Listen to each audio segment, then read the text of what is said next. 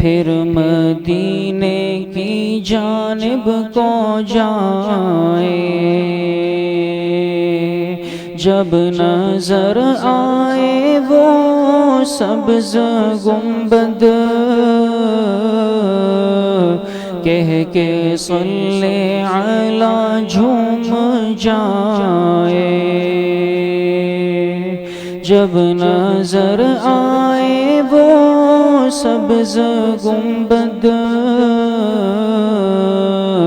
کہہ کے صلی علی جھوم جائے،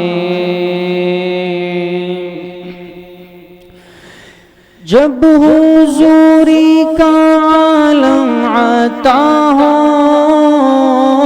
ان کو افسانہ غم سنائے، جب حضوری کا عالم عطا ہو، ان کو افسانہ غم سنائے، اب نہ جانا ہو گھر ہم کو واپس، چھپ کے یہ مانگے دعائیں، اب نہ جانا ہو گھر ہم کو واپس، چھپ کے یہ مانگے دعائیں،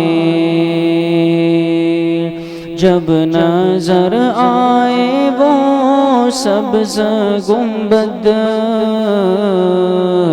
کہہ کے صلی علی جھوم جائے، تیرے در پہ میرا سر ہو یا رب، جان اس طرح تجھ پر لوٹائے، تیرے در پہ میرا سر ہو یا رب، جان اس طرح تجھ پر لوٹائے، مجھ کو اپنا بنا لو کرم سے، ملتزم پر یہ مانگے دعائیں، مجھ کو اپنا بنا لو کرم سے، ملتزم پہ یہ مانگے دعائیں، جب نظر آئے وہ سبز گنبد، کہہ کے صلی علی جھوم جائے، دونوں عالم کی کیا ہے حقیقت، جتنے عالم ہیں تجھ پر لوٹائے، دونوں عالم کی کیا ہے حقیقت، جتنے عالم ہیں تجھ پر لوٹائے، سارے عالم میں پھر کے یا رب، تیرا درد محبت سنائے، سارے عالم میں پھر کے یا رب، تیرا درد محبت سنائے، رنگ لائے گی کب میری آہیں، پھر مدینے کی جانب کو جائے، جب نظر آئے وہ سبز گنبد، کہہ کے صلی علی جھوم جائے، جب نظر آئے وہ سبز گنبد کہہ کے صلی علی جھوم جائے.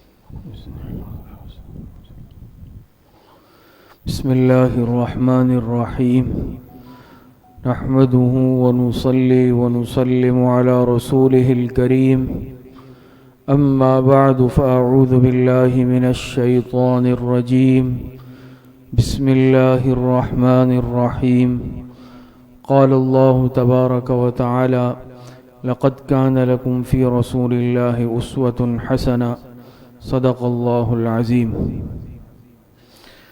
الحمدللہ سیرت طیبہ کے سلسلے کی تکمیل کے بعد اب اسوہ حسنہ کا سلسلہ چل رہا ہے اور آج اسوہ حسنہ کے سلسلے کی کلاس نمبر 43 ہے. جناب نبی کریم صلی اللہ علیہ وسلم اس دنیا میں جو پیغام لے کر آئے ان الدین عند اللہ الاسلام محمد الرسول اللہ صلی اللہ علیہ وسلم کا پیغام دین اسلام ہے. دین اسلام کسے کہتے ہیں؟ دین اسلام میں کون کون سی باتیں شامل ہیں؟ تو دین اسلام سے متعلق آپ حضرات پڑھ چکے ہیں کہ بنیادی طور پر دین اسلام میں 4 باتیں ہیں، جس میں سب سے پہلی چیز وہ عقائد ہے، نمبر 2 عبادات، نمبر 3 معاملات اور نمبر 4 معاشرت و اخلاق. عقائد سے متعلق تفصیلات آپ حضرات کے سامنے بیان ہو چکی ہے. اسی طرح عبادات، اس کی تفصیلات، اس کی شاخیں مکمل تفصیل کے ساتھ آپ حضرات کے سامنے بیان ہو چکی ہے. تیسرے نمبر پر معاملات ہے اور پھر معاملات کی مکمل تفصیلات آپ حضرات کے سامنے آ چکی ہے. چوتھے نمبر پر معاشرت و اخلاق ہے اور معاشرت و اخلاق سے متعلق تفصیلات آپ حضرات کے سامنے بیان ہو رہی ہے. تو آج کا جو ہمارا موضوع ہے کہ نمبر 4 معاشرت و اخلاق. دین اسلام میں چوتھی چیز معاشرت و اخلاق، اس سے متعلق بات چل رہی ہے. اور معاشرت و اخلاق اسلامی حقوق کا نام ہے. پھر اسلامی حقوق کی 2 قسمیں ہیں، حقوق اللہ، حقوق العباد. اس میں حقوق اللہ بیان ہو چکے ہیں، حقوق العباد سے متعلق بات چل رہی ہے. پھر حقوق العباد کی کئی قسمیں ہیں جس میں انسانی حقوق سے متعلق بات چل رہی ہے. اور انسانی حقوق کی جو قسمیں ہیں اس میں مسلمان کے حقوق سے متعلق بات چل رہی ہے. گزشتہ کلاس میں انسانی حقوق کے تحت مسلمان کے حقوق کا حصہ اول بیان ہوا اور اس کا جو مابقیہ حصہ دوم ہے مسلمان کے حقوق، انشاءاللہ وہ آج کی کلاس میں بیان ہوگا جو باقی رہ گیا تھا. تو حقوق سے متعلق آپ حضرات پڑھ چکے ہیں. حقوق کی 2 قسمیں ہیں، حقوق اللہ، حقوق العباد. حقوق اللہ سے متعلق تفصیلات آپ حضرات کے سامنے گزر چکی ہے. دوسری قسم حقوق العباد ہے اور حقوق العباد سے متعلق تفصیلات کا بیان چل رہا ہے. یہ نقشہ آپ حضرات دیکھیں، یہ معاشرت و اخلاق اسلامی حقوق ہے. اسلامی حقوق کی بنیادی طور پر 2 قسمیں ہیں، حقوق اللہ، حقوق العباد. حقوق اللہ کی 3 قسمیں ہیں، اللہ تعالیٰ کے حقوق، رسول اللہ صلی اللہ علیہ وسلم کے حقوق، قرآن کریم کے حقوق، اور یہ تینوں آپ حضرات کے سامنے بیان ہو چکے ہیں. پھر دوسری قسم حقوق العباد.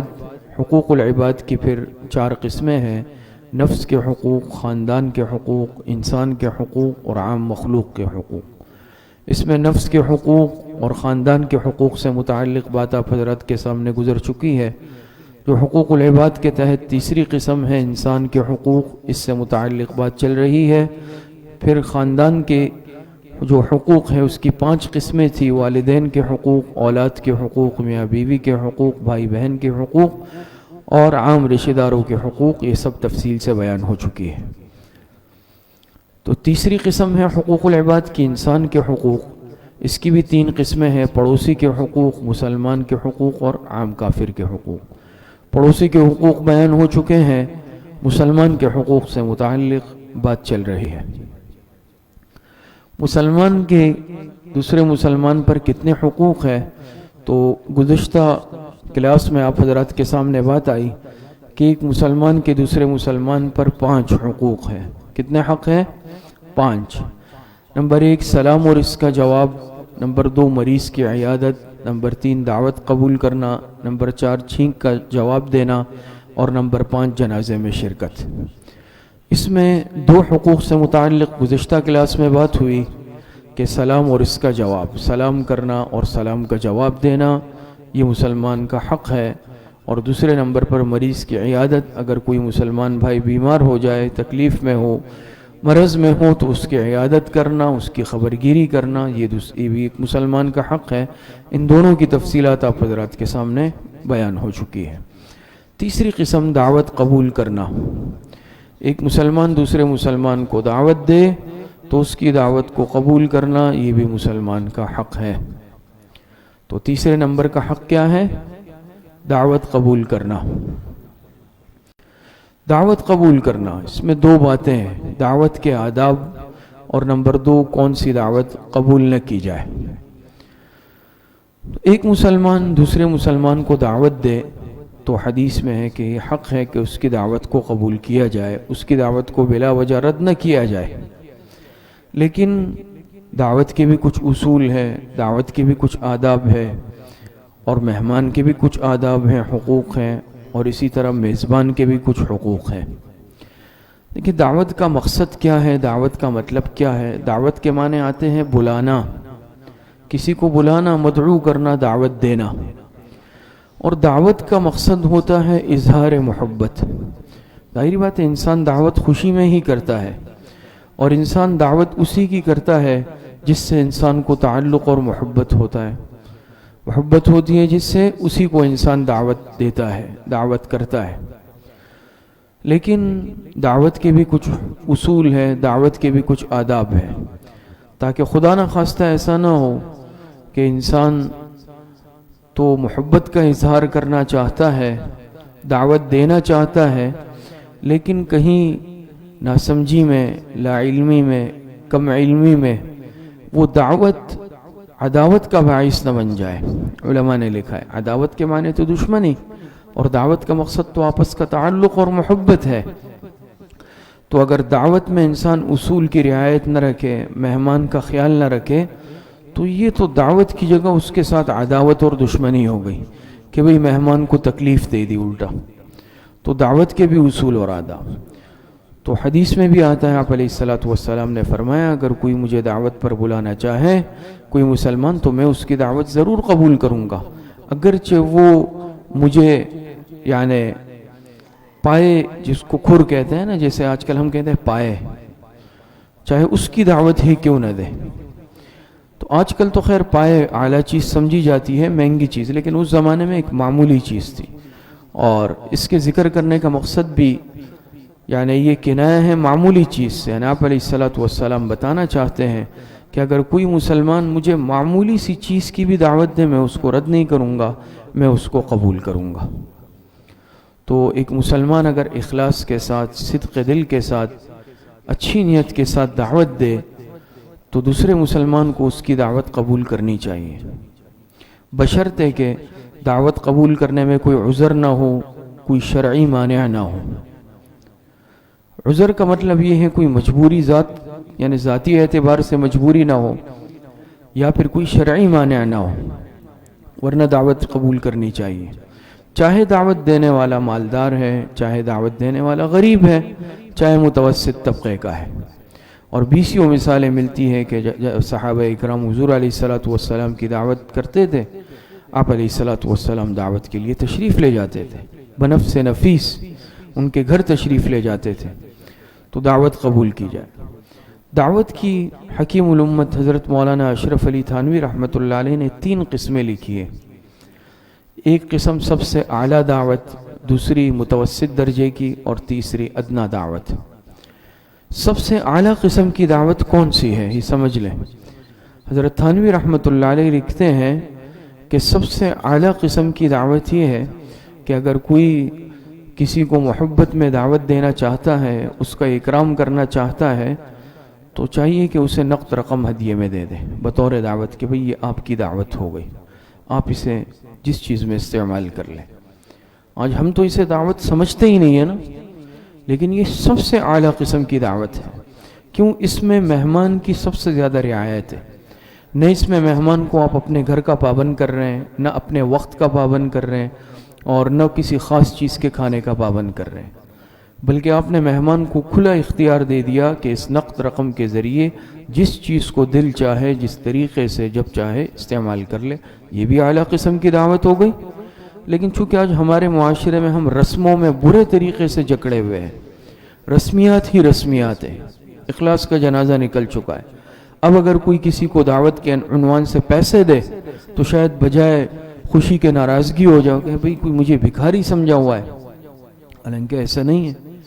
اور پہلے بھی میں درس میں واقعہ سنا چکا ہوں، حضرت مولانا محمد ادریس کاندھیلوی رحمۃ اللہ علیہ کا، کراچی ایک مرتبہ تشریف لائے، حضرت مفتی محمد شفیع صاحب رحمۃ اللہ علیہ کے پاس ملاقات کے لیے، دونوں یعنی ہم عصر بھی تھے، دوست بھی تھے، آپس میں بڑی محبت اور تعلق تھا دارالعلوم دیوبند کے زمانے سے۔ تو لکھا ہے جب وہ تشریف لائے تو دارالعلوم کراچی شہر سے باہر تھا اس وقت، تشریف لے گئے حضرت مفتی شفیع صاحب رحمۃ اللہ علیہ سے ملاقات کے لیے، کھانے کا وقت نہیں تھا۔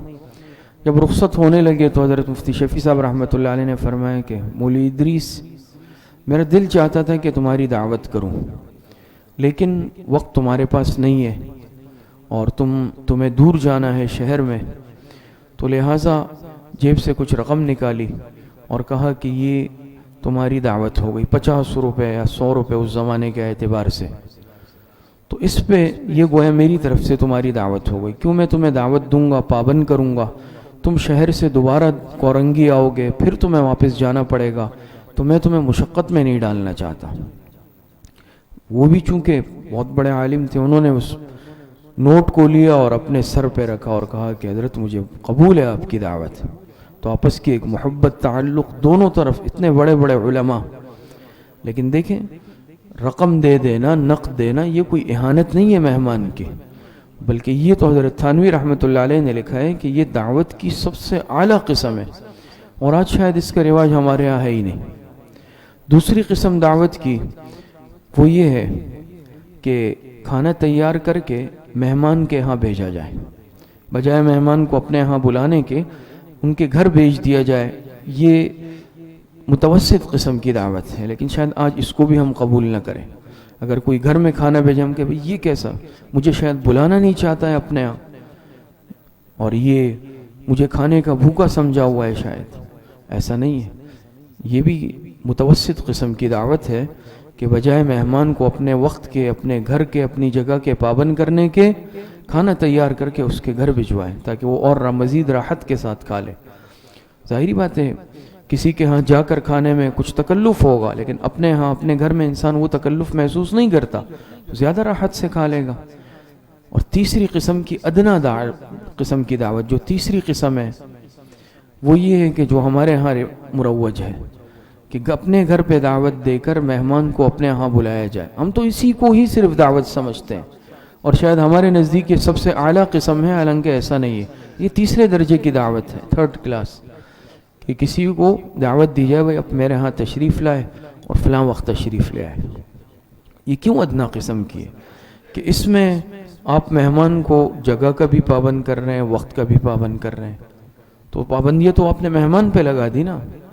تو یہ تیسری قسم کی دعوت ہے، لیکن بہرحال یہ تینوں دعوت کی قسمیں ہیں۔ اب کچھ حقوق ایسے ہیں جو مہمان کے ہیں، اور دعوت دینے والے کو چاہیے کہ مہمان کی راحت کا خیال رکھے۔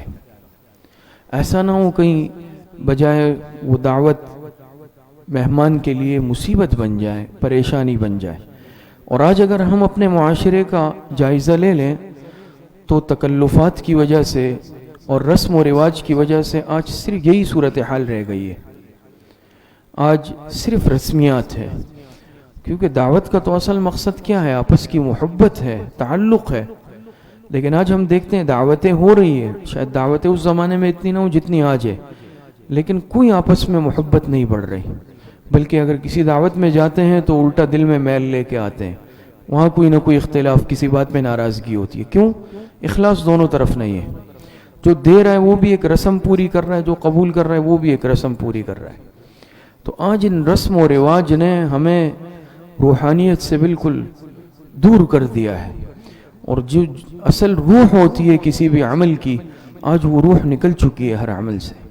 تو دعوت کی روح، دعوت کا مقصد وہ آپس کے تعلق کو مضبوط کرنا ہے، ایک دوسرے سے محبت کا اظہار ہے۔ لیکن آپ آج دیکھ لیں اور خود آپ اندازہ لگائیں کہ آج دعوتوں کی کیا صورتحال ہے۔ اور دعوت قبول کرنا، جیسے میں نے عرض کیا کہ سنت ہے، بشرطے کہ اگر کوئی مانع نہ آئے۔ لیکن بعض دفعہ کیا ہے کہ دعوت اب جگہ بھی دور ہے اور مہمان کے لیے وہاں آنا بھی آسان نہیں، یا پھر وقت ایسا رکھا کہ آدھی رات ہو گئی اور آپ دعوت کھلا رہے۔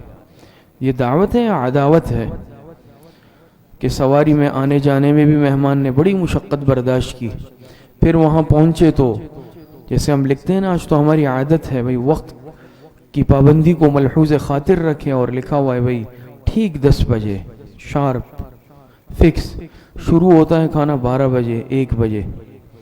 یہ آج ہمارا عام ایک دستور ہے۔ تو وہ 2 گھنٹے 3 گھنٹے آپ نے مہمان کو بلا کر اپنا مقید پابند کر دیا، تو کسی کی دعوت قبول کرنا یہ کوئی جرم تو نہیں ہے اس کا۔ اب ظاہر بات ہے ہر انسان مصروف ہے، اور ہر انسان کی کوئی نہ کوئی مصروفیت ہے، پھر خاص طور پر جو اہل علم کا طبقہ ہے۔ لیکن آج ہمیں اس چیز کا احساس نہیں ہے۔ تو ان چیزوں کے آداب کی رعایت ضروری ہے کہ بھئی پھر مہمان کا انسان خیال رکھے، اور وقت کا نظم و ضبط کا، اس چیز کا ہم خیال رکھیں۔ بعض دفعہ ہم دعوت دیتے ہیں اور اگر کوئی عذر ہو تو اسے قبول بھی نہیں کرتے۔ دیکھیں دعوت انسان قبول کرے، سنت ہے قبول کرنا، لیکن اگر کوئی عذر ہے، مہمان اس دن فارغ نہیں ہے، کوئی سفر ہے یا بیمار ہے، معذوری ہے، مجبوری ہے، تو ایک مسلمان کو چاہیے کہ اس کے جائز عذر کو قبول بھی کرے۔ لیکن بعض دفعہ کیا ہے کہ ایسا اصرار ہے یا عذر کی صورت میں بھی اس کو قبول نہیں کیا جاتا، بلکہ الٹا ناراضگی کر لی جاتی ہے کہ بھئی یہ میرے دعوت میں نہیں آیا۔ تو یہ بھی غلط ہے۔ اس میں انسان عذر کو بھی دیکھے، حالات کو بھی دیکھے، اور مجبوری کو بھی دیکھے۔ اسی طریقے سے اگر دعوت دی جائے تو مہمان کی راحت کو مقدم رکھے، جیسے وقت کے اعتبار سے کہ بٹھائے رکھنا، یہ بھی ایک مسئلہ ہے۔ یہ تو مہمان کی راحت نہیں ہو گئی نا، بلکہ آپ نے اس کو اپنا تابع بنا کر رکھ دیا کہ بھئی جب تک میں چاہوں گا کھانا اس وقت کھلے گا، اس وقت تک آپ کو بیٹھے رہنا ہے۔ تیسری مصیبت آج ہماری دعوتوں میں کیا ہے؟ یہ ہمارے ہاں رواج ہے کراچی میں کہ بھئی پھر مہمان کو خود اٹھ کر وہاں دھکے کھانے ہیں، لائن میں لگنا ہے اور کھانا وصول کرنا ہے۔ یہ اکرام ہے یا اہانت ہے؟ یہ انگریزوں کا نظام آج ہم نے رائج کیا اور ہم بڑے خوش ہوتے ہیں کہ ہم نے دعوت کی۔ یاد رکھیں دعوت اسے کہتے ہیں کہ آپ مہمان کو عزت دیں، آپ مہمان کا احترام کریں۔ تو احترام تو یہ ہے کہ آپ مہمان کے سامنے کھانا لا کر رکھیں، نہیں ہے کہ کوئی نئے نظام اس طرح بھئی بوفے سسٹم ہے فلاں ہے، اور اب بھئی جب کھانا شروع ہو تو میں نے چہرہ اس طرف کر لیا۔ اب مہمان کو جو بھی ہے، عالم ہے غیر عالم ہے کوئی بھی ہے، خود پلیٹ اٹھائے گا، چمچ اٹھائے گا اور کھڑا رہے گا انتظار میں۔ بڑے افسوس کی بات ہے آج یہی سلسلے ہم نے کیے ہوئے، اور رسم و رواج اور بڑی بڑی دعوتیں لاکھوں روپے خرچ کرتے ہیں، لیکن اس میں یعنی آپ دیکھیں راحت کوئی نہیں مہمان کو۔ اب وہ اٹھا ہوا ہے، لائن میں لگا ہوا ہے، ادھر دھکا لگ رہا ہے ادھر دھکا لگ رہا ہے، 20 منٹ سے وہ انتظار میں کھڑا ہوا ہے کہ میری باری آئے گی۔ یہ کیا مہمان نوازی ہے؟ یہ مہمان نوازی تو نہیں ہے۔ آج ہم نے یہ چیز ترتیب بنا لی ہے۔ تو بھئی مہمان کا اکرام، مہمان کی عزت اور مہمان کی راحت کا خیال رکھنا ہے۔ اسی طریقے سے ایک ادب یہ بھی یاد رکھیں کہ بعض دفعہ مہمان کو کھانے میں کوئی پرہیز ہوتا ہے، اس طرح کا معاملہ ہوتا ہے، تو اگر انفرادی جیسے گھر میں دعوت کی ہے تو اس میں اس چیز کا خیال رکھیں۔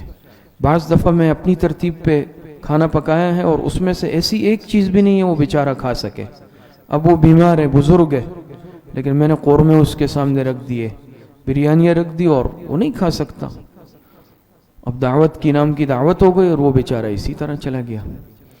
تو مہمان کی راحت میں ایک یہ بات بھی داخل ہے کہ جو کھانا اس کے مزاج کا ہو وہی کھانا بنایا جائے، باقاعدہ معلوم کیا جائے کہ بھئی آپ کو کوئی پرہیز تو نہیں ہے، کوئی معاملہ، بس اب میں اپنی ترتیب چلا رہا ہوں 100%، چاہے وہ کھا سکتا ہو نہیں کھا سکتا ہو، چاہے اس کی صحت کے لیے صحیح ہو نہیں ہو، یہ وہ جانے اس کا کام، میں نے تو بھئی دعوت کر لی۔ یہ دعوت نہیں ہے، یہ عداوت ہے۔ تو ان چیزوں کی بھی رعایت رکھنی ہے۔ اور اسی طریقے سے مہمان کو لانا لے جانا، بعض دفعہ وہ دور جگہ ہے، مجھے معلوم ہے نہ اس کے پاس سواری ہے، آنا جانا مشکل، بس میں نے دعوت دے کے کارڈ دے کر اپنا فرض ادا کر دیا، یا صرف دعوت دے دی کہ بھئی آپ گھر آ جائیں۔ بلکہ اکرام اور اعزاز میں یہ بات داخل ہے کہ اگر مہمان معزز ہے تو اس کے لانے لے جانے کا اہتمام کیا جائے، اگر پتے میں اس کو پہلی دفعہ آنا ہے تو اس میں رہنمائی کی جائے۔ بعض دفعہ ایسے ایک پیچیدہ پتہ ہوتا ہے، ایڈریس ہوتا ہے کہ اس میں مشکل ہوتا ہے، اور بس میں نے دعوت دے دی اور بیٹھا ہوں اپنے گھر میں ہوں انتظار میں اندر، اب مجھے اندازہ ہے کہ اجنبی کے لیے اس جگہ کو معلوم کرنا آسان نہیں ہے، تو یہ میری ذمہ داری ہے کہ میں کچھ باہر نکلوں گا، اس سے رابطہ رکھوں گا، یا میں ایک ایسی سڑک پر جاؤں گا یا مسجد ہے قریب میں یا کوئی ایسی بڑی علامتی جگہ ہے کہ جس سے مہمان کو راحت ہو، وہاں سے میں گھر لے کے آؤں۔ لیکن میں اپنے گھر سے ٹس سے مس نہیں ہو رہا ہوں، اسی کمرے میں بیٹھا ہوا ہوں اور فون پہ آرڈر جاری کر رہا ہوں، بھئی آپ تو ابھی تک پہنچے نہیں ہیں۔ یہ مہمان کے ساتھ دشمنی اور عداوت ہے، اکرام تو نہیں ہوا، تو اہانت ہے۔ تو بھئی مہمان کی راحت کا خیال رکھنا، یہ دعوت کے اصول اور آداب ہے۔ کھانے کے اعتبار سے بھی خیال رکھیں، آنے کے اعتبار سے بھی خیال رکھیں، وقت کے اعتبار سے بھی خیال رکھیں، نظم و ضبط کے اعتبار سے بھی خیال رکھیں۔ ان ساری چیزوں کا آج خیال رکھنا ضروری، بس برائے نام دعوتیں رہ گئی ہیں۔ اس کے مقابلے میں دوسری طرف مہمان کو بھی چاہیے کہ وہ میزبان کے بھی حقوق کا خیال رکھے۔ میزبان کے حقوق سے مطلب کیا ہے؟ مہمان کے لیے بھی کچھ آداب ہے۔ ایک یہ کہ جب دعوت دی جائے تو بر وقت پہنچے۔ آج فیشن بن چکا ہے نا تاخیر سے جانا، آج تاخیر سے جانا فیشن ہے۔ میزبان کو بھی چاہیے جس ٹائم دعوت رکھی ہے اس ٹائم کھانا شروع کرے، گھنٹہ گھنٹہ 2 گھنٹہ یہ تماشے کرنا غلط بات ہے۔ اور اسی طرح مہمان کو بھی چاہیے، اگر 10 بجے بلایا وہ 12 بجے جا رہا ہے، وہ 11 بجے جا رہا ہے، اب اس کی وجہ سے باقی لوگ بھی بیٹھے ہوئے، یہ تماشے بھی غلط ہے۔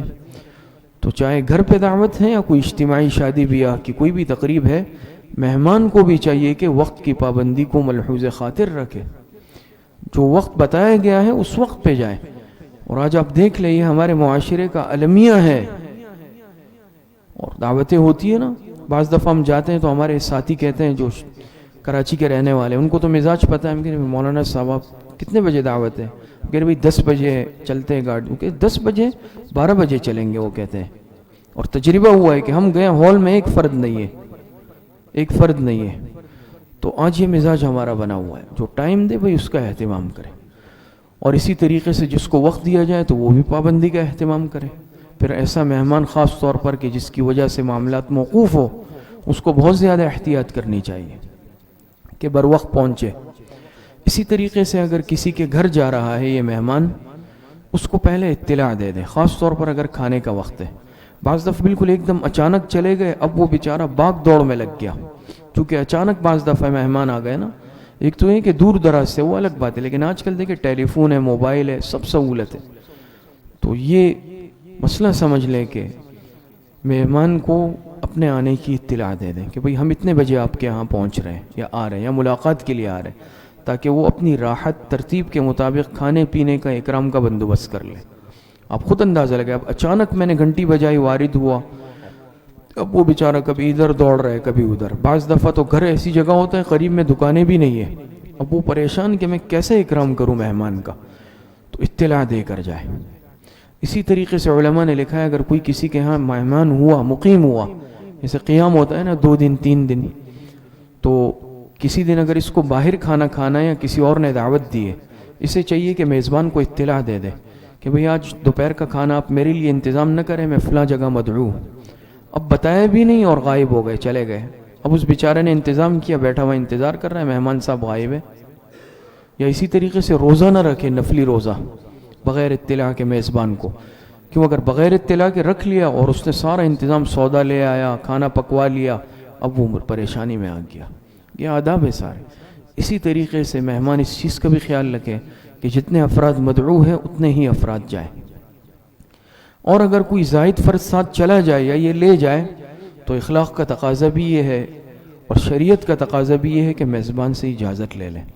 حدیث میں آتا ہے واقعہ، آپ علیہ السلام کی ایک صحابی نے دعوت کی کہ اللہ کے رسول، آپ اور آپ کے ساتھ 4 صحابہ اور 5 افراد کی دعوت، آپ علیہ السلام اور آپ کے ساتھ 4 صحابہ تھے، راستے میں ایک ساتھی اور آ گئے، 5 ہو گئے۔ جب آپ میزبان کے دروازے پہ پہنچے، آپ علیہ السلام نے فرمایا کہ بھائی آپ نے مجھے اور ان 4 افراد کو دعوت دی تھی، یہ 5ویں صاحب ہمارے ساتھ آ گئے، آپ کی مرضی ہے، آپ ان کو دعوت دیں یا ان کو واپس کر دیں۔ انہوں نے کہا اللہ کے رسول میں اجازت دیتا ہوں۔ تو یہ بھی آداب میں سے، اب پورا لشکر حملہ آور ہو رہا ہے، اور افسوس کے ساتھ عوام کے بجائے آج ہم خواص اس میں زیادہ مبتلا ہیں۔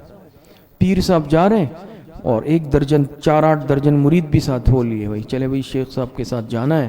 اب اس نے انتظام کیا ہے کہ بھائی حضرت آ رہے ہیں، ان کے ساتھ 8-10 افراد آ رہے ہیں۔ جب دیکھا تو وہ تو جلوس ہے، اس کے ہاتھ پیر پھول گئے، اور یہاں تو ماشاءاللہ ٹڈیدل کا لشکر ہے۔ تو یہ دیکھیں، یہ اخلاق نہیں ہے، ایسا نہیں ہے، یہ بالکل جو ہے میزبان کی انتہائی درجے کی بے اکرامی ہے کہ آپ نے اس کو پریشانی میں بھی مبتلا کیا، آپ نے اس کو ذہنی اذیت بھی دے دیا، وہ کیا کرے گا؟ تو اطلاع دے بھائی اتنے افراد آئیں گے، یا جتنی اس نے کہا ہے اتنے ہی افراد کو لے جائے۔ آج یہ مصیبت ہے، آج اس چیز کی کوئی رعایت نہیں کی جاتی کہ بھئی مجھے دعوت ہے یا نہیں، چلو بھئی حضرت کی دعوت ہے تو سب چلو۔ یہ جیسے اجتماعی لنگر ہوتا ہے، تو لنگر نہیں ہوتا، یہ دعوت جو ہوتی ہے اس میں اخلاق اور آداب اور اصول کی رعایت رکھنا یہ ضروری ہے۔ آج ہم اس چیز کی رعایت نہیں رکھتے، جس کو کہتے ہیں نا، حدیث میں آتا ہے کہ اگر کوئی بغیر دعوت کے جائے اور وہاں کھانا کھایا، آپ علیہ السلام نے فرمایا کہ یہ ایسا ہے جیسے کہ یہ چور بن کر داخل ہوا اور لٹیرا بن کر واپس نکلا، طفیلی جس کو کہتے ہیں۔ تو یہ تو بڑا سخت معاملہ ہے، یہ طفیلی ہے، اس کے لیے شرعاً جائز بھی نہیں ہے وہاں جا کر کھانا کھانا اگر یہ مدعو نہیں ہے۔ الا یہ دیکھیں، یہ مسئلہ سمجھ لے، بعض دفعہ کسی کو کہا، کوئی بزرگ ہے، عالم ہے، پتہ ہے یہ ضعیف ہے، ان کے ساتھ کوئی آئے گا معاون، بیٹا آئے گا، شاگرد آئے گا، یا بزرگ ہے بڑی عمر کے، ان کے ساتھ کوئی خادم آئے گا، مرید آئے گا، یا ڈرائیور آئے گا، وہ عرف عام ہے۔ اور آپ کو بھی اندازہ ہے کہ بھئی بے تکلفی ہے اس میزبان کے ساتھ، یہ برا نہیں مانے گا، وہ الگ بات ہے، ورنہ اگر ایسا نہیں ہے اور وہ بیچارہ خوش دلی سے معاملہ نہیں کر رہا تو پھر صحیح نہیں ہے۔ ہمارے حضرت استاد صاحب کچھ دنوں قبل تشریف لائے تھے یہاں ایک دعوت میں، اسی طرح دعوت پر بیٹھ کر انہوں نے ایسی ایک لطیفہ سنایا، فرمایا کہ ایک شخص جو ہے دعوت کے لیے جا رہا تھا، کسی نے دعوت دی تھی اس کو، راستے میں ایک شخص ملا اور کہا بھئی کہاں جا رہے ہیں؟ کہا فلاں کی دعوت ہے، کہا مجھے بھی ساتھ لے جاؤ۔ تو اس کو، چلو بھئی تم کیا کہو گے؟ میں کہوں گا کہ میں طفیلی ہوں۔ آگے گئے، دوسرا، کہاں جا رہے ہیں؟ کہا دعوت میں، کہا مجھے بھی ساتھ لے جائیں۔ کہا بھئی کیا بولوں گا، یہ کون ہے؟ کہا آپ کہیے کہ طفیلی ہے۔ آگے گئے، تیسرا ملا، مجھے ساتھ لے جائیں دعوت میں، کیا بولوں گا؟ کہا آپ کچھ نہیں بولے، وہ مجھے پہچانتے ہیں۔ جب گئے تو میزبان نے کہا حضرت یہ کون ہے؟ کہا یہ طفیلی ہے۔ کہا یہ دوسرے کون ہے؟ کہا یہ طفیلی ہے۔ کہا یہ الو کا پٹھا کون ہے؟ تو انہوں نے کہا دیکھا میں نے کہا تھا نا مجھے پہچانتے ہیں۔ تو آج یہی چیز ہے، تو بھئی کوئی دعوت دے تو پھر یہ آداب و رسول میں سے ہے کہ انسان بھی کچھ رعایت رکھے، اس کی ہلہ نہیں بولے اس پر، یہ چیزیں پریشانی۔ اب ظاہری بات ہے اس نے فلاں 200 مہمانوں کا انتظام کیا اور آ گئے 400، مدعو 200 تھے، لیکن اب وہ کیا کرے گا؟ یہ ایک پریشانی۔ ہمارے حضرت مولانا مفتی محمد انور اوکاڑوی صاحب جو مناظرہ پڑھاتے تھے بنوری ٹاؤن میں، انہوں نے ایک لطیفہ اسی طرح سنا، کہا ایک شخص کو عادت تھی، وہ جاتا تھا دعوتوں میں چوری چھپے، اور جب کوئی لڑکے والے پوچھتے تھے وہ کہتا رہا میں لڑکی والوں کی طرف سے ہوں، لڑکی والے پوچھتے وہ کہتا رہا میں لڑکے والوں کی طرف سے ہوں، اور ایسے موقع پر کوئی زیادہ چھان بین بھی نہیں کرتا، ایسے عزت کا معاملہ ہوتا ہے، اب کون اس کے پیچھے کہ بھئی تم کون ہو۔ ایک دفعہ ایسا ہوا کہ پہچان لیا دونوں نے کہ یہ وہی عادی مجرم ہے، تو لڑکے اور لڑکی والے دونوں آ گئے. کبھی کون ہو تم؟ اب سامنے لڑکے والے بھی ہے، کہتا ہے لڑکے والا ہوں، تو وہ تو سامنے کھڑے ہوئے. کہتے ہیں لڑکی والا ہوں، تو وہ بھی سامنے کھڑے ہوئے. اس نے کہا بھائی بات سنو، میری رشتہ داری ہے. کیا رشتہ داری ہے؟ کہا یہ جو دلہا ہے نا، میرے دادا اور اس کے دادا آپس میں ٹٹورے تھے. کہا بھائی یہ کون سے رشتہ ہے ٹٹورے؟ کہا میرے دادا اور اس کے دادا ایک ساتھ ٹٹو چلاتے تھے، وہ جو سامان لاتے ہیں نا گدوں پر. کہا انہوں نے یہ کام ایک ساتھ کیا تو یہ رشتہ ہے ہمارا. تو یہ بہرحال دعوت کے بھی آداب ہے، اس کی رعایت رکھی جائے. دوسرے نمبر پر کون سی دعوت قبول نہ کی جائے؟ دعوت قبول کرنا سنت ہے. بعض دفعہ کوئی دعوت ہماری قبول نہیں کرتا، ہم کہتے ہیں بھئی یہ تو سنت ہے، فلاں عالم دیکھے بھئی یہ اس سنت پر عمل نہیں کر رہے، انہوں نے ہماری دعوت کو رد کر دیا. تو یاد رکھیں کہ دعوت قبول کرنا ضرور سنت ہے، لیکن بشرطے کہ دعوت میں کوئی غیر شرعی کام نہ ہو، منکرات نہ ہو. اگر دعوت ایسی ہے کہ جس میں کوئی غیر شرعی کام ہو رہا ہے، یا یقین ہے کہ یہ آدمی ایسا ہے کہ یہ ضرور کرے گا. غیر شرعی کام، منکر کیا مطلب یہ ہے کہ اس میں کوئی گانے بج رہے ہیں، ناچ گانا ہو رہا ہے، ڈول بج رہے ہیں اور آلات موسیقی بج رہے ہیں، مرد و زن ایک ساتھ بیٹھے ہیں، بے پردگی ہے، اختلاط ہے. تو یہ مجلس جو ہے ایسی ہے کہ اس میں نہ جایا جائے. اور اس میں اگر دعوت قبول نہ کرے تو قطعی طور پر یعنی انسان کو کوئی گناہ بھی نہیں ہوگا کہ اس نے بے اکرامی کی یا دعوت قبول نہیں کی.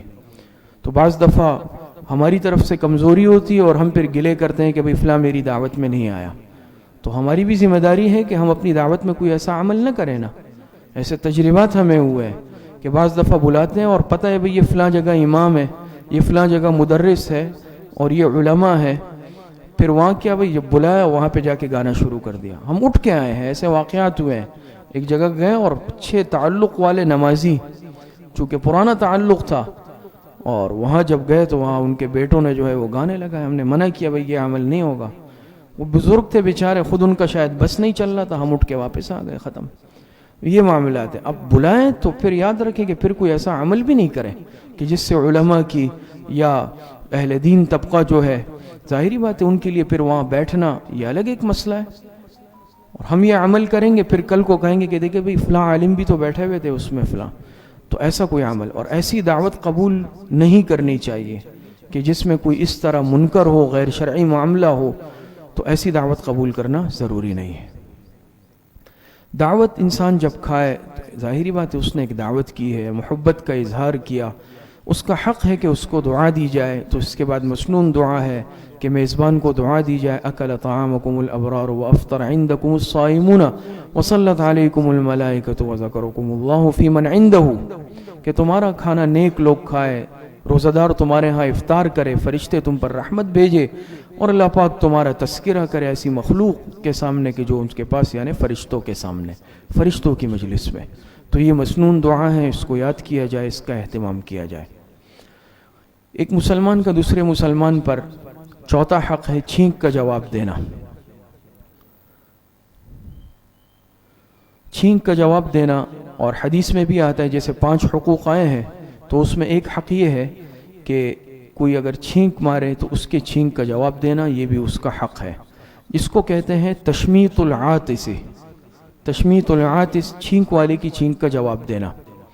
اب اس میں 2 باتیں، چھینک اور اس کے جواب میں الفاظ، اور نمبر 2 کس کو جواب نہ دیا جائے. دیکھیں چھینک اور اس کے جواب میں الفاظ. اگر چھینک آئے تو چھینکنے والا کیا کہتا ہے؟ الحمدللہ. جواب میں کیا کہے گا؟ یرحمک اللہ. اس کے جواب میں، جواب الجواب میں، یہدیکم اللہ ویصلح بالکم، یعنی اللہ پاک تمہیں ہدایت دے اور تمہاری حالت کو درست کر دے. تو چھینک کے جواب میں الحمدللہ کہنا، یاد رکھیں کہ یہ بھی سنت ہے. اور چھینک کے اور اس کے جواب میں پھر یرحمک اللہ کہنا، یہ واجب ہے. بات سمجھ میں آ رہی ہے؟ تو اس میں یہ بات سمجھ لیں مسئلہ اچھی طرح کہ چھینک کا جواب کتنی مرتبہ دیا جائے. حدیث میں آتا ہے کہ حضور علیہ الصلوۃ والسلام تشریف فرما تھے، ایک صحابی کو چھینک آئی تو الحمدللہ کہا، آپ علیہ السلام نے یرحمک اللہ کہا. پھر چھینک آئی، پھر الحمدللہ، پھر آپ علیہ السلام نے یرحمک اللہ، تیسری مرتبہ اس نے الحمدللہ، آپ علیہ السلام نے یرحمک اللہ، چوتھی مرتبہ جب چھینک آئی تو آپ نے فرمایا رجل مسکوم، یہ شخص زکام کا مریض ہے۔ پھر اس کے بعد آپ نے جواب نہیں دیا۔ تو اس سے مسئلہ معلوم ہوا کہ پہلی دفعہ جواب دینا واجب ہے، دوسری مرتبہ سنت، تیسری مرتبہ بھی سنت، اور اس کے بعد اگر دے تو بہتر ہے، نہیں دے تو کوئی گناہ نہیں ہے۔ بات سمجھ میں آ رہی ہے؟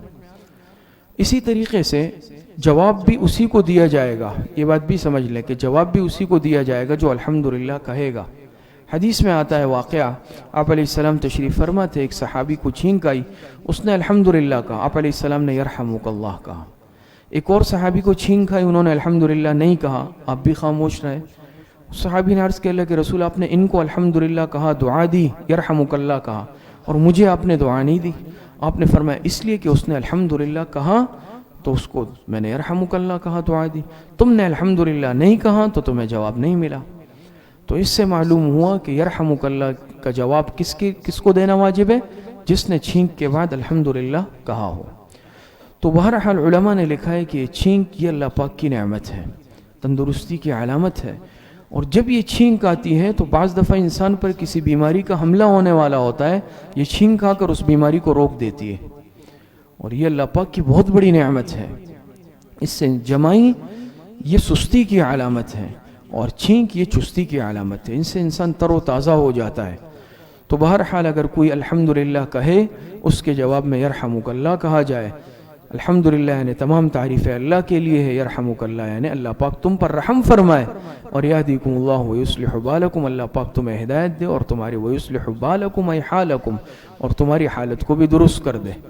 تو بہرحال چھینک کے بعد الحمدللہ کہنا مسنون ہے، پھر اس کا جواب یرحمک اللہ سے کہنا واجب ہے۔ یہ مسئلہ سمجھ گئے؟ اور پھر یرحمک اللہ کے جواب میں کیا کہیں؟ یہدیکم اللہ ویصلح بالکم۔ تو چھینک یہ بھی اللہ پاک کی نعمت ہے۔ اسی طریقے سے ایک مسلمان کے دوسرے مسلمان پر جو حقوق ہے، اس میں پانچواں حق جنازے میں شرکت ہے۔ 5 نمبر حق کیا ہے؟ جو 5 حقوق حضور علیہ السلام نے حدیث مبارکہ میں بیان فرمائے، 5واں حق ہے جب کسی کا انتقال ہو تو اس کا حق ہے کہ اس کے جنازے میں شرکت کی جائے۔ اس میں 2 باتیں ہیں، نماز جنازہ میں شرکت اور تعزیت کے آداب، یہ دونوں باتیں دیکھ لیں۔ نماز جنازہ میں شرکت کا کتنا ثواب ہے؟ حدیث میں آتا ہے، آپ علیہ الصلوۃ والسلام نے فرمایا جو کسی مسلمان بھائی کی نماز جنازہ میں شرکت کرے اس کو 1 قیرات ثواب ملتا ہے، اور جو اس کے ساتھ تدفین میں بھی شریک رہے اس کو 2 قیرات ثواب ملتا ہے۔ آپ علیہ السلام سے پوچھا گیا اللہ کے رسول 2 قیرات کتنے ہوتے ہیں؟ آپ نے فرمایا 2 قیرات 2 پہاڑوں جتنے ہیں۔ پہاڑ کتنا بڑا ہوتا ہے تو کتنا اجر و ثواب ہوگا۔ اور یہ مسلمان کا حق ہے کہ جب اس کا انتقال ہو اس کی نماز جنازہ میں شرکت کی جائے۔ بعض دفعہ دیکھنے میں آتا ہے کہ اگر تعلق والا ہے یا معلوم ہوا تو ہم شرکت کرتے ہیں، لیکن اگر اجنبی کی جنازہ ہے ہم نماز پڑھ کے نکل جاتے ہیں۔ بعض دفعہ اعلان ہوا بھئی نماز کے بعد نماز جنازہ ہے، تو اس میں دیکھیں اگر کوئی بھی ہے تو مسلمان بھائی، مسلمان بہن، چاہے میری اس کے ساتھ رشتہ داری ہو یا نہ ہو، دوستی یا تعلق واقفیت ہو نہ ہو، یہ اس کا حق ہے کہ اس کی نماز جنازہ میں شرکت کی جائے۔ تو ایک مسلمان کا دوسرے مسلمان پر حق ہے جب اس کا انتقال ہو اس کی نماز جنازہ میں شریک ہوں، اور اجر و ثواب بھی کتنا ہے؟ 1 قیرات، پھر اگر قبرستان تک ساتھ گئے تو 2 قیرات۔ اور اسی طریقے سے نماز جنازہ میں شرکت کے بعد یہ بھی سنت ہے کہ اس کے جنازے کو کندھا دیا جائے، اور اس کی ترتیب یہ ہے کہ میت کا جو دایاں کندھا ہے میت کا، پہلے اس کو کندھا دیا جائے، پھر اس کے بعد جو میت کا دایاں پیر ہے اس کو، پھر اس کے بعد بائیں پیر کو، اور پھر آخر میں میت کے بائیں کندھے کو، اور ہر ایک کے ساتھ 10 قدم چلے تو یہ کتنا ہو جائے گا؟ 40 قدم، یہ سنت ہے۔ اور اسی طریقے سے اس میں یہ مسئلہ بھی سمجھ لیں کہ جب میت کو لے جاتے ہیں جنازے کو تو بعض دفعہ زور سے اونچی آواز سے کلمہ شہادت، یہ ثابت نہیں ہے، حضور علیہ السلام سے کسی صحابی سے عمل ثابت نہیں ہے۔ ہم وہی عمل کریں گے جو عمل آپ علیہ السلام سے ثابت ہو۔ تو یہ اونچی آواز سے چیخنا چلانا زور سے کلمہ شہادت یہ ثابت نہیں ہے، لہٰذا اونچی آواز سے نہ پڑھا جائے بلکہ خاموشی کے ساتھ جنازے کے ساتھ جائے، اور خاموشی سے کلمہ شہادت پڑھے، درود شریف پڑھے، اس کے لیے ایصال ثواب کرتا ہوا جائے، لیکن خاموشی کے ساتھ جائے۔ اسی طریقے سے جنازے کو کچھ تیز قدموں کے ساتھ لے جایا جائے، لیکن اس میں یہ مسئلہ سمجھ لیں کہ تیز سے مراد دوڑنا نہیں ہے، دوڑنا نہیں، اتنا نہ ہو کہ دوڑے اور جنازہ ہلے، اس کی بے اکرامی ہو، لیکن اتنا آہستہ بھی نہ ہو، بلکہ کچھ جو عام رفتار ہوتی ہے اس سے کچھ تیز رفتاری کے ساتھ، یعنی تیز تیز قدم رکھتا ہوا۔ اور حدیث میں آپ علیہ السلام نے فرمایا جب انتقال ہو جلد از جلد اس کو اس کے اصل ٹھکانے تک پہنچاؤ، تاکہ اگر نیک ہو تو بھی اپنا ٹھکانہ پا لے، اور خدا نخواستہ اگر گناہگار ہے تو بھی اپنے انجام تک پہنچ جائے۔ تو جنازے کو کچھ تیز قدموں کے ساتھ لے جایا جائے۔ تیسری بات اس میں ہے کہ نماز جنازے سے یہ جو جنازہ ہے میت، اس سے آگے نہ جائے، انسان آگے نہ چلے، بلکہ جنازے کے پیچھے پیچھے چلے۔ ہاں الا ہے کہ اگر کوئی ایسا ہے جو جس کی ذمہ داری آگے کوئی ذمہ کام ہے، کوئی انتظام ہے، ترتیب ہے، وہ الگ مسئلہ ہے، لیکن اگر کوئی اس کے ذمہ کوئی ضروری کام نہیں ہے، معاملہ نہیں ہے، تو آداب میں سے ہے کہ جنازے کے پیچھے چلے۔ اسی طریقے سے اگر قبرستان تک جا رہا ہے تو اس وقت تک عام لوگ نہ بیٹھے جب تک میت کی چارپائی نہ رکھی جائے۔ اسی طریقے سے قبرستان میں جا کر دنیاوی باتیں نہ کرے، ہنسے نہیں، گپ شپ نہ کرے، وہ عبرت کا مقام ہے۔ اور یہ انسان سوچے کہ میں اپنے ایک مسلمان بھائی یا بہن کی میت دفنانے کے لیے لایا ہوں، اب مجھے بھی اپنے آخرت کی قبر کی تیاری کرنی ہے، چے جائے کہ اب دیکھنے میں آتا ہے آج ہم کتنے بے حس ہو چکے ہیں کہ قبرستان میں بھی اپنے کاروبار کی باتیں ہیں، دنیاوی باتیں ہیں، ہنسی مذاق بھی چل رہی ہوتی ہے نارمل۔ یہ دل کی سختی کی علامت ہے۔ اب میں آیا ہوں اپنے مسلمان بھائی یا بہن کو دفنانے اور وہاں میں دنیاوی باتیں کروں، ایسا عمل ہرگز نہ کرے۔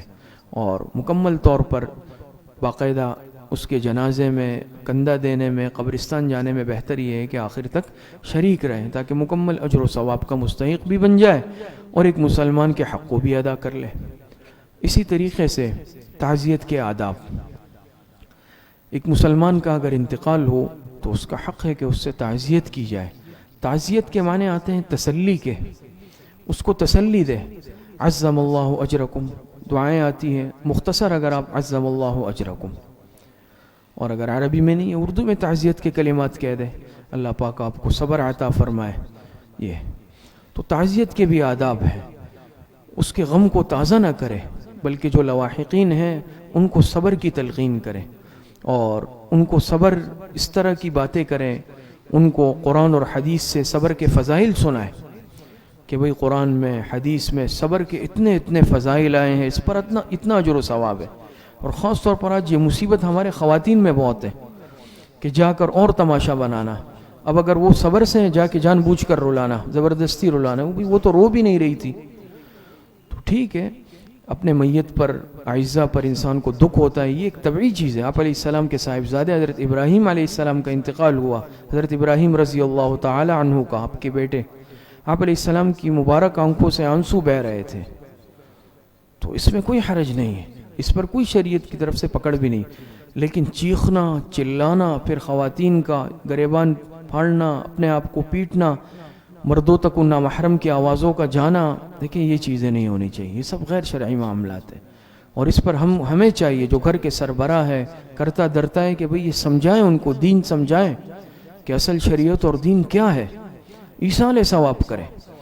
تو وہی تعزیت کے آداب یہ ہے کہ انسان جائے اور اپنے اس مسلمان بھائی کو صبر کی تلقین کرے، فضائل سنائے۔ آج ہی ہم جاتے ہیں، اچھا بھئی کیسے انتقال ہوا کیا تھا، آپ مجھے قصہ سناؤ۔ آج ہم قصے سننے جاتے ہیں، یا پھر جا کر اس کے غم کو تازہ کرتے ہیں، بھئی اچھا کیسے ہوا، وہ بیچارہ بھول گیا تھا یا صبر آ گیا تھا، ہم نے جا کے اس کے غم کو پھر تازہ کر دیا۔ یہ تعزیت تو نہیں ہے۔ تعزیت کا مطلب یہ ہے کہ ہم اس کو دلاسا دیں، ہم اس کو صبر کی تلقین کریں، اس کو تسلی دیں۔ اور آج تو کیا ہے بھئی، قبرستان سے واپس آ گئے، دیگیں آنے شروع ہو گئی، چمچے کھڑک رہے ہیں۔ یاد رکھیں یہ اس کے گھر والوں کا حق ہے، اور ہم پہلے سے جا کے دسترخوان پہ آلتی پالتی مار کے بیٹھ جاتے ہیں ماشاءاللہ سے۔ یہ یاد رکھیں، یہ اس کا حق ہے، ان کے گھر والوں کا، کہ 3 دن ان کے گھر والوں کا خیال رکھا جائے۔ اور کیا ہوتا ہے، وہ بیچارے اس فکر میں، اب کھانے کا کیا ہوگا بھئی، اب یہ اتنے مہمان بن جاتے ہیں اس موقع پر۔ بہت افسوس کا مقام ہے اور شرم کی بات ہے، یہ مناسب عمل نہیں ہے اس طرح۔ کہ ہر ایک جا کر، ہاں ٹھیک ہے بعض دفعہ اس وقت تعزیت کے لیے رشتہ دار قریبی موجود ہیں، وہ بھی شرکت کر لیں، لیکن اس عنوان سے جانا، اس نیت سے جانا، یا اگر اور حق یہ ہے کہ بھئی رشتہ دار ان کا خیال رکھے تاکہ وہ اپنے گھر میں نہ پکائے، ان پر غم آیا ہے تو رشتہ داروں کا حق خیال رکھے. رشتہ دار نہیں ہے تو پڑوسی ہے، اہل محلہ ہے، تعلق والے ہیں، وہ اس موقع پر ان کے ناشتے کا، ان کے کھانے کا انتظام کریں. تو یہ اس گھر والوں کے لیے ہے، یہ پورے خاندان کے لیے اور آنے جانے والوں کے لیے نہیں ہے کہ ہم بھی وہاں پر اس انتظار میں کب کھانے کا ٹائم ہوتا ہے، دیگ آنے والی ہے. تو یہ آج کل ہمارا مزاج بنتا جا رہا ہے اور یہ مناسب عمل نہیں ہے. اور اس طریقے سے تعزیت بھی ایک مناسب طریقے پر کریں، جا کر تعزیتی کلمات کہیں، اور دعا اگر ہاتھ اٹھا کر کرنا چاہیں کر سکتے ہیں، کوئی حرج نہیں ہے. سورہ فاتحہ پڑھ لے، 3 قل پڑھ لے، ایصال ثواب کر لیں. لیکن ایک رسم، اس کو بعض دفعہ ہم رسم بناتے ہیں، بھئی پھر ہاتھ اٹھا لیتے ہیں، پھر ہاتھ، اور بس ایسے اٹھا کر اس طرح، نہ کچھ پڑھا، کچھ سمجھ میں بھی نہیں آیا. رسم نہیں، ترتیب کے ساتھ جا کر دعا، اور جب ایک نے کر لی تو سب نے کر لی. پھر ایک رسمی طور پر کہ میں اکیلا گیا ہوں تو میں ہر دفعہ کروں گا، یا مجھے الگ سے کرنا ہے، مجھے الگ سے. 5-6 افراد گئے، ایک نہیں گا، بھئی دعا کر لیتے، سب نے کر لی، سب کی طرف سے کافی ہو گیا. اب 5 گئے تو 5 الگ الگ کریں گے، 10 گئے تو 10 الگ الگ کریں گے.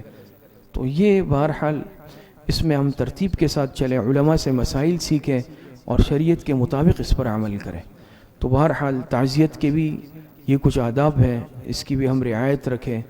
اور اس میں اگر کسی کے گھر میت ہوئی ہے تو خیال بھی رکھیں، بعض دفعہ ان کو جگہ کی ضرورت ہے، ان کے لیے جگہ خالی کریں. تو آخری بات اس میں یہ بھی یاد رکھ لیں کہ الحمدللہ یہ چیز تو ہے تعزیت کے لیے بیٹھنا، اور 3 دن ہے بھئی، یہ سنت ہے بیٹھنا. لیکن بعض دفعہ اور بعض اقوام میں اس چیز کا رواج بالکل ختم ہوتا جا رہا ہے یا ہے ہی نہیں. بس میت دفنا دی، اس کے بعد اگلے دن سے اپنے آفس یا کام پہ، کوئی تعزیت کے لیے جا رہا ہے، بھئی وہ تو گھر پہ نہیں ہے، وہ تو کام پہ گئے ہوئے، اور ایسا ہوتا ہے. تو بھئی یہ بھی تو نہیں ہے، اس کا بھی تو حق ہے مرنے والے کا. اب میں نے بالکل قصہ ہی ختم، بس میت تک نیچے دری بچھا کے بیٹھ گئے، جب قبرستان سے واپس آئے تو سب ایسا کچھ پتہ ہی نہیں چل رہا ہے یہاں کچھ ہوا ہے. اب کوئی تعزیت کے لیے جا رہا ہے تو گھر میں کوئی ہے ہی نہیں، یا وہ اپنے گھر میں اپنے کمرے میں ہے، کوئی سلسلہ نہیں ہے تعزیت کا. یہ بھی غلط ہے. تعزیت ہے، اور تعزیت کرنا یہ ایک سنت ہے، سنت عمل ہے، جس سے ہم دنیا جہاں کے جو ہے ہم رسمیں کرتے ہیں. شادی بیاہ آتی ہے تو 1 مہینہ چلتی ہے، اور پھر جب انتقال ہوتا ہے تو ہم 1 پارہ نہیں پڑھتے. یا مسنون جو تعزیت ہے اس کے لیے بھی آج میں بیٹھنے پہ تیار ہوں، مجھے بوجھ لگ رہا ہے آج. ایسا نہ ہو، یہ چیز بھی غلط ہے بالکل. تو بہرحال یہ تعزیت کے کچھ آداب ہیں. تو ایک مسلمان کے دوسرے مسلمان پر آپ کے سامنے آئے کہ 5 حق ہے تعزیت کی. دعا عظم اللہ اجرک واحسن عزاک وغفر لمیتک، ان للہ ما اخذ وله ما اعطى وكل شيء عنده باجل مسمى. اللہ پاک تمہیں بہت اجر عطا فرمائے، اور تمہاری اس تعزیت کو اللہ پاک خوبصورت بنا دے، اور تمہارے میت کی اللہ پاک مغفرت فرما دے. اللہ ہی کے لیے ہے جو انہوں نے لیا. یہ جان کون لیتے ہیں؟ اللہ پاک لے لیتے ہیں نا. امانت بھی اللہ پاک کی تھی، اللہ ہی کے لیے ہے جو اس نے لیا، اور اللہ ہی کے لیے ہے جو اس نے عطا کیا. اور ہر چیز کا اللہ پاک کے ہاں ایک وقت مقرر ہے. یہ مسنون دعا ہے اور بڑی جامع دعا ہے. تو تعزیت پر ان دعاؤں کا اہتمام کیا جائے، اس کو یاد کیا جائے. تو یہ آپ حضرات کے سامنے آیا کہ ایک مسلمان کے دوسرے مسلمان پر کتنے حق ہے؟ 5 حق ہے. صحیح. تو یہ دیکھیں، اسلامی حقوق سے متعلق بات آپ حضرات کے سامنے آئی کہ اسلامی حقوق میں کتنی باتیں شامل ہیں؟ آگے کریں. یہ دیکھیں، اسلامی حقوق میں 5 باتیں ہیں: حقوق اللہ اور حقوق العباد. پھر حقوق اللہ کی 3 قسمیں تھی: حقوق اللہ تعالیٰ کے حقوق، رسول اللہ صلی اللہ علیہ وسلم کے حقوق، اور قرآن کریم کے حقوق. پھر حقوق العباد کی 4 قسمیں ہیں: نفس کے حقوق، خاندان کے حقوق، انسان کے اور مخلوق کے. خاندان کی 5 قسمیں ہیں: والدین، اولاد، میاں بیوی، بھائی بہن اور رشتہ داروں کے حقوق. انسان کے حقوق سے متعلق بات چل رہی ہے، جس میں پڑوسی کے حقوق سے متعلق بات آ گئی تھی، اور دوسرے نمبر پر مسلمان کے حقوق سے متعلق بھی آج آپ حضرات کے سامنے بات آئی. اگلی مجلس میں انشاءاللہ حقوق العباد میں انسان کے حقوق کے تحت کہ بھئی کافر کے بھی کچھ حقوق ہیں، چاہے وہ مسلمان نہیں ہے لیکن شریعت نے اس کے بھی کچھ حقوق رکھے ہیں. اس پر انشاءاللہ اگلی مجلس میں بات ہوگی. اللہ پاک صحیح عمل کی توفیق عطا فرمائے. وآخر دعوانا ان الحمد للہ رب العالمین. الحمد للہ رب العالمین والعاقبۃ للمتقین والصلاة والسلام علی خیر خلقہ محمد وآلہ واصحابہ اجمعین. ربنا آتنا فی الدنیا حسنة وفی الآخرة حسنة وقنا عذاب النار. ربنا ظلمنا انفسنا وإن لم تغفر لنا وترحمنا لنكونن من الخاسرین. وصلی اللہ وسلم علی نبینا محمد وآلہ واصحابہ اجمعین برحمتک یا رحمۃ.